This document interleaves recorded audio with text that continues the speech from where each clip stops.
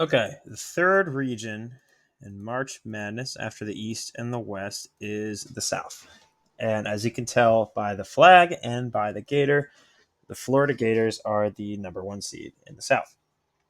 So this is another one of those games where the number one seed is going to have to wait and see who they play, based on the game that happens tomorrow between Prairie View and Lehigh. So Florida themselves are 12-0 between January 4th and the tournament finals, which they lost to Vanderbilt by 17. This gives you an idea not of how weak Florida is, but how strong Vanderbilt is. They're ranked fourth in the entire country. They're defending national champions, and they have a very strong resume. A lot to prove. They're 12-6 versus top opponents and 14-1 outside of top opponents. So they've only lost one game outside of, let's say, the top like 45 opponents. They are the leaders in rebounds in the entire country, averaging 45.4 rebounds per game. And they're also 12th in points per game, 86.8 points per game.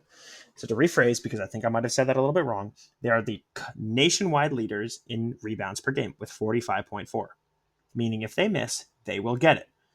And they're 12th in the country in points per game, averaging 86.8 points per game. Coming out of the South, we've also got 8-seeded Clemson and 9-seeded Iowa.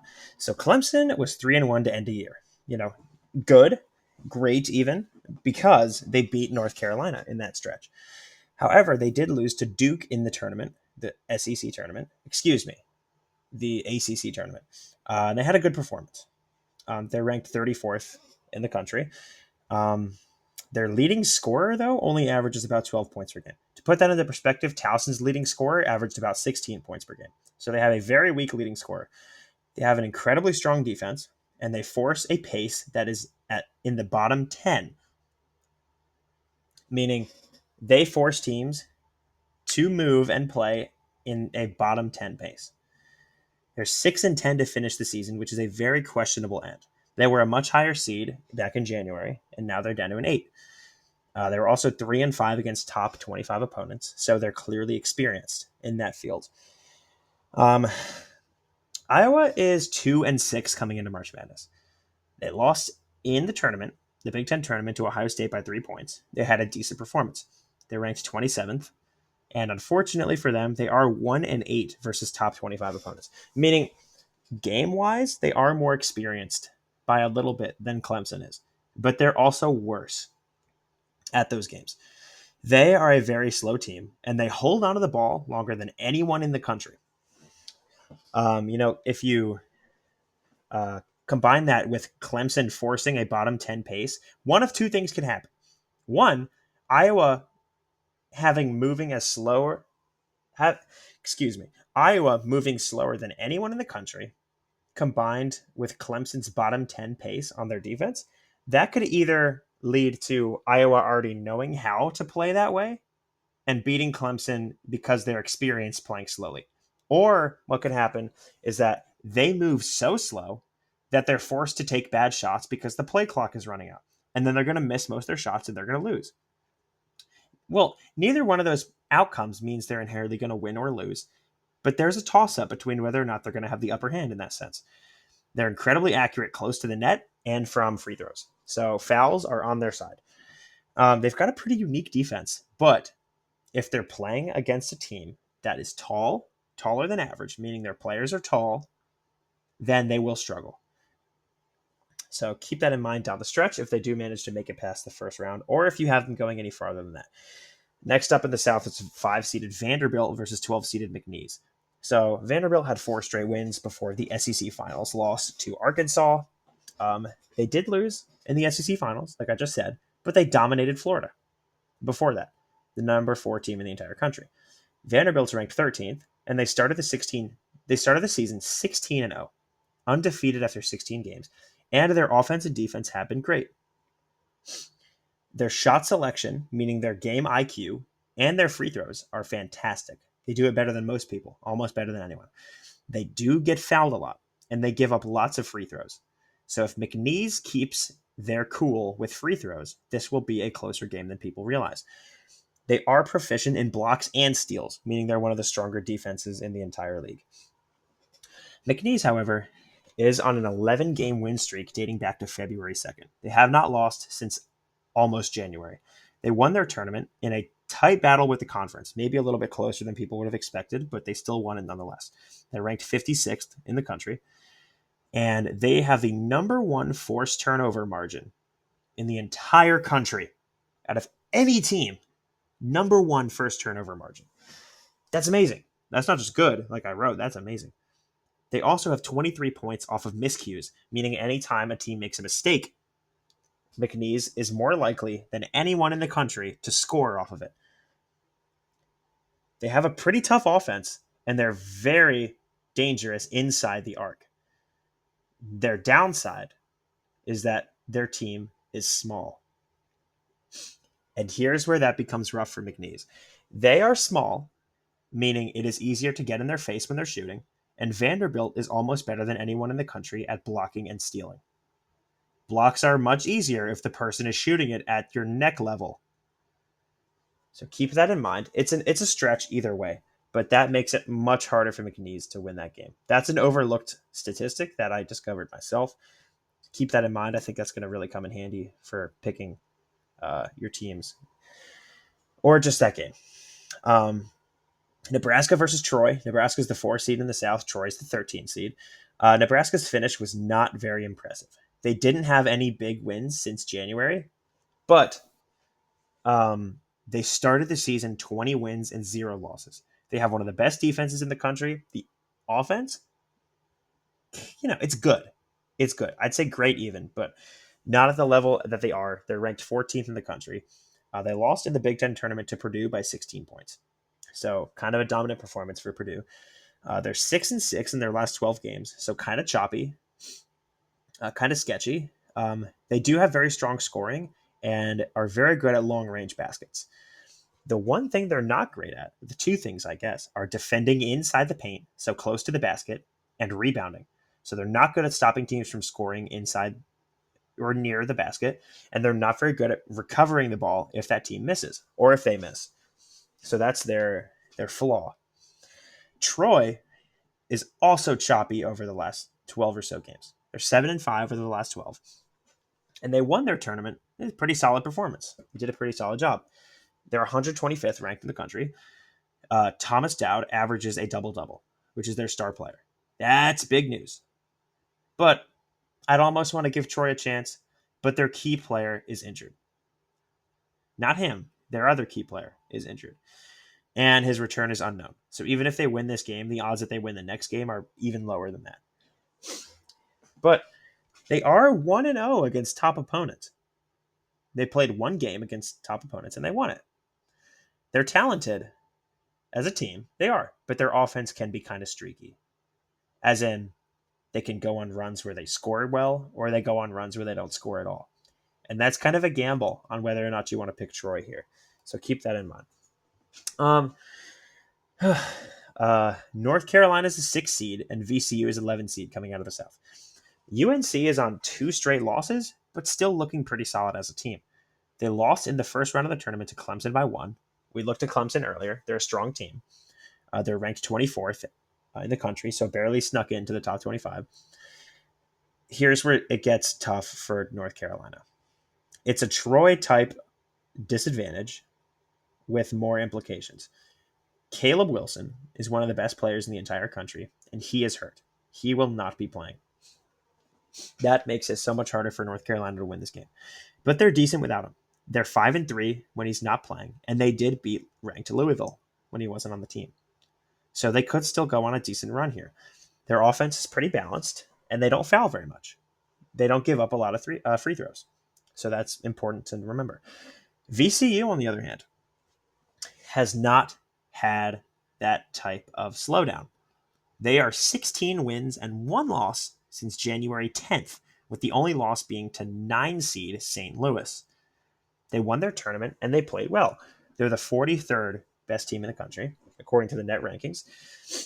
They shoot lots of free throws and are very accurate when they do. But I'm going to touch on that for a minute.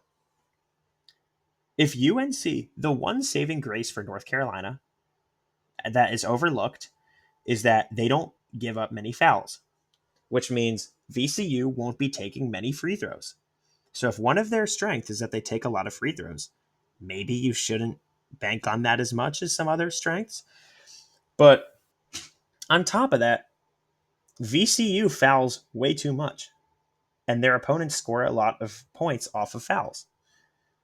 So that gives UNC a big advantage here. But a lot of people have VCU being one of the Cinderella teams this year. It's definitely possible. They've got at least a 45% chance of winning this game, especially if North Carolina is without Caleb Wilson. They have excellent, excellent shot selection, game IQ, and shooting. They're quick and small, very fast. They can get around you in a second. You can never take your eyes off the ball. But because they're small, their interior defense is pretty bad. If you learn that you can get inside and hit those shots because they're quick and small and their interior defense is kind of trash, then they will capitalize off of that, which means VCU has to get more aggressive, which means they start giving up even more fouls, which means they lose. But that's not a given. That's just what might happen. I'm excited to see if they can somehow turn that around, but I'm tempted to say that because of their shot selection and shooting, that they do have a better than not chance of winning this game.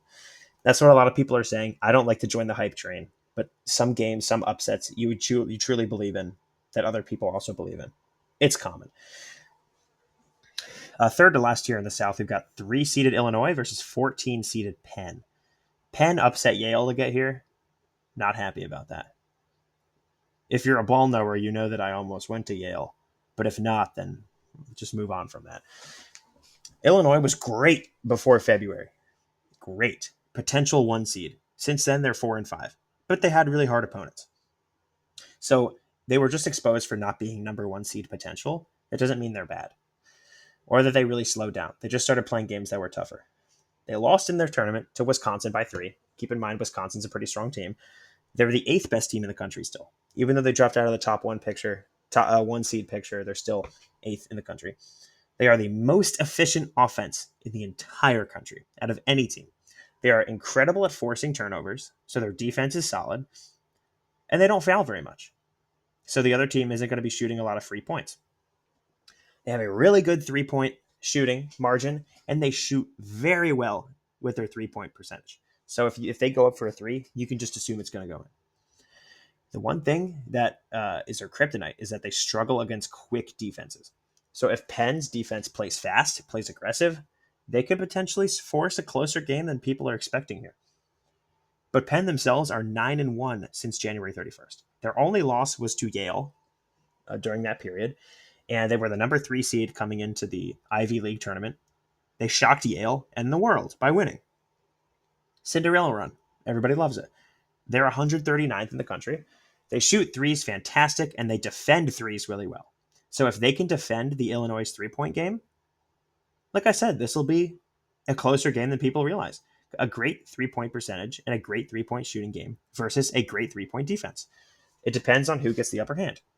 Their leading scorer, however, did have a concussion and is going to play, but he's still getting over it, which means they're going to be a little bit slower than they're used to playing. The golden go here for Penn is that TJ Power absolutely went off in the Ivy League tournament. He had 44 points in the game against Yale. 44. That's even higher than the 41 that we talked about earlier. That's absurd. The only thing about Penn is that, naturally with these lower seeds, they haven't beaten or played any genuinely tough opponents. So we'll see how they shape up against a team like Illinois, who's played many tough opponents. All right. The 7 seed in the South is St. Mary's, and the 10 seed is Texas A&M. For all you Bisc clickers, no, this isn't the St. Mary's that Nikki went to, so calm down. You don't have to pick against them just because you're salty, right? The school doesn't deserve to suffer because of one bad apple, Anyways, the St. Mary's 8-1 coming into March Madness. They've looked great. They've looked fantastic. Their only loss was in the tournament to Santa Clara, who is a shocker team this year, who's looked really good and has beaten St. Mary's twice, I believe. They're 22nd in the country, so they're still ranked in the top 25. Their 3-point percentage is phenomenal. They force very tough shots on defense. I think that's meant to say tough 3-point shots, or maybe that's just a typo, but they force tough shots, which means their defense is pretty solid. They've got an 81.1 free throw percentage, which is one of the best in the entire country, which means if they go to the line after a foul to shoot free throws, they're bound to make them. All 5 of their losses come from super quality opponents. One of those being Santa Clara. All their losses are to teams in March Madness. This is a very strong team. Gonzaga again, Santa Clara again, and then I don't remember the 5th. But I'm pretty sure that their 5 losses, well, I know all their 5 losses are quality opponents, but I think that's the makeup. But coming out of Texas A&M in the 10 seed, they're 6-7 coming, in their last 13 games coming into March Madness. They had a really tough schedule over those 13 games and managed to win about half of them. They lost in their tournament as a 6 seed to 11 seeded Oklahoma. That's a bad loss. Could be worse, but bad. Oklahoma barely missed the bubble to get into March Madness, but an 11 seed, they're not good against conference opponents, and Texas A&M was a conference opponent, and they lost. They're considered the 44th best team in the country. They're 3rd in their conference in 3-point percentage and 4th in their conference in scoring. So a pretty effective scoring offense. They have 5 quad 1 wins. Quad 1 means the top 25%, I think, or the top 25 teams. Quad 1 is impressive nonetheless. They have 5 quad 1 wins, but 0-4 versus top 25 teams. So quad 1 must be like top 50, perhaps. I don't know if it's just a metric to determine, what teams are considered major or not, but they've got 5 quad 1 wins, which are impressive, so keep that in mind. But 0-4 against top 25 teams. So it appears that I've made a small mistake here. The TJ Power metric, ignore that. Ignore the TJ Power went off in the tournament, 44 in final. Ignore that. That was for Penn in the previous slide. I was up late at night making this. Give me a break. But they score 87.7 points per game. But they allow 79.6 points per game. That's a lot. Allowing 80 points a game is not good. But if you can score that much, you'll be fine. But it depends now that they're playing a super strong St. Mary's team who's only really lost to March Madness contenders. No team worse than Texas A&M. And then last but not least, in the South, we've got 2-seeded Houston versus 15-seeded Idaho. This is the last game before we move on to the Midwest in the final video. Houston's won 5 straight games before the tournament finals. In the Big 12, they lost to number 3 in the country, Arizona, by only 5 points. They're the 5th best team in the country. Very impressive. They force turnovers at a top 15 rate. So there's only about 14 teams in the whole country that are better than them at forcing turnovers. Really great. They're top 15 in defensive efficiency in the entire country. Turnover and rebound margins are absolutely stellar. So they're really great at defense. Really great. They have great freshmen and very experienced seniors. They are 5-6 against top 25 opponents, which means they've won about half their games against top 25 opponents. That's impressive, but not good enough for a 1 seed. Hence why they're number 2 and 5th in the country. Idaho looked kind of shaky to finish the regular season. They went on an absolute Cinderella run in their conference tournament. They were the 7th best team in their conference. They beat the 2nd best, the 3rd best, and the 4th best teams in their conference to make it to March Madness. You don't see that every day. They're ranked 145th in the country. So a pretty wide gap. Big discrepancy there between these two teams. They've got a pretty balanced offense. They've got 4 players with 12 plus points per game, which is very impressive. For reference, Towson's got about 2, I believe. And Towson is better than this team. So consider that their offense is pretty solid. 38% of their points come from 3-pointers. 7 players on their team have 25 3-pointers this season. That's impressive. That's a good feat. That's a good resume builder. Now, the one thing about them that unfortunately is kind of hard to ignore is that their defense is absolutely miserable. It's bad. It's terrible. And truthfully, let's put this into perspective for you. If a team's defense is trash and they rely on their offense, but they play a team that's defense is really, really good, that means that neither their offense or their defense is going to do anything and they're going to get blown out. Do I think that's what's going to happen? Truthfully, without a doubt. But there are things about this team that are redeeming. if their 3-point margin and their players on and off the bench come out and shoot 3-pointers at a 38% rate, this game will be closer than we expect. It potentially swing into Idaho's favor. Potentially, I say with, reluctance, but it's always possible. I like to say that because it is. They're also 0-3 against top 100 opponents, which is pretty bad, but they're a Cinderella team coming into March, and I'm excited to see what them and other Cinderella teams can do because I think that at least one of them will put on a show and take down a top seed. So if you think this is going to be them, or you think there's going to be more than just a few, that's your call. But that's it for the South. I'll be back with a video about the Midwest, and hopefully you guys are watching these and learning a little bit because that'll wrap things up after the Midwest.